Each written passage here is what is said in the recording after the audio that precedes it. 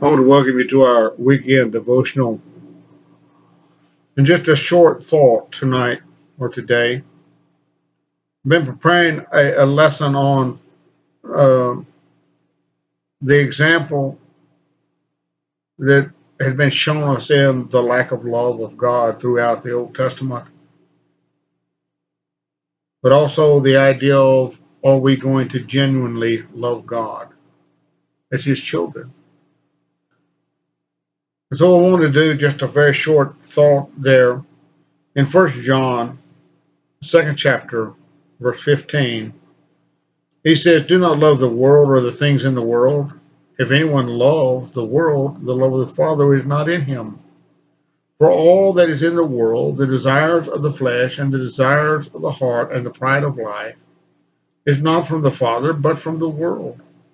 And the world is passing away along with its desires, but whoever does the will of God abides forever. This idea of God seeks for us to love Him. And that I don't know why it's such a hard concept for us to get a hold of, to love Him and to genuinely love Him. What does it mean to do His will, to acknowledge His work in our life,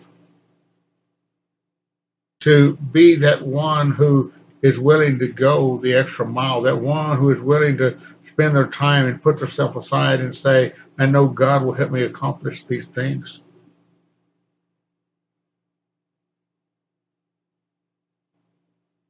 He said, do not love the world or the things in the world. If anyone loves the world, the love of the Father is not in him. So He asks us to love God. He asks us to love the things of God. And we think about that.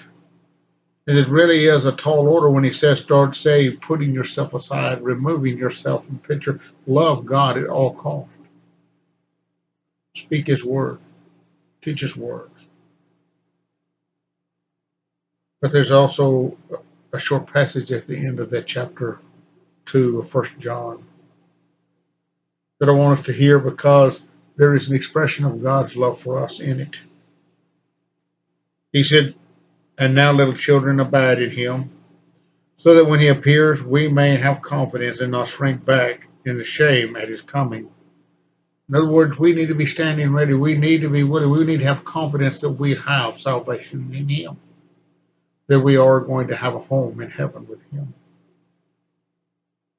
If you know that He is righteous, you may be sure that everyone who practices righteousness has been born of Him. And then in chapter 3, see what kind of love the Father has given to us, that we should be called children of God. And so we are.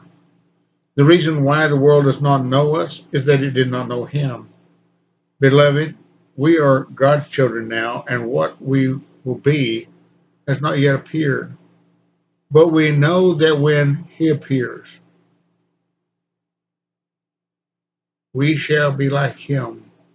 We shall see Him as He is, and everyone who thus hopes in Him purifies himself as He is pure. That willingness to live for God, the willingness to give ourselves over. But there is a reward. We will have a home in heaven with Him. You should see what kind of love the Father has given to us, that we should be called children of God, and so we are.